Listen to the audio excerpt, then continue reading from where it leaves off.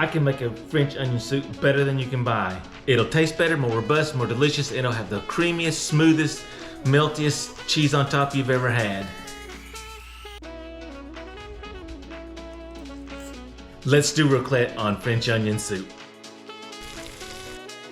Follow the recipe right here that's on your screen, and make sure when you cut your onions, don't dice them and don't make them so big they're going to fall off your spoon. And by the way, what you see me cooking here is a smaller version of the full recipe that's posted on the screen. Old bread, and especially sourdough bread, makes this really, really good because it's a little heavier and doesn't fall apart. And then raclette cheese makes this dish amazing. If you don't have raclette, go with the Swiss. And then a little bit of mozzarella, and it'll taste almost as good as the raclette, but not quite as good. Use caution when you put this in the oven or in your air fryer, because it's going to come out super hot and bubbly, and that's boiling, so be very careful.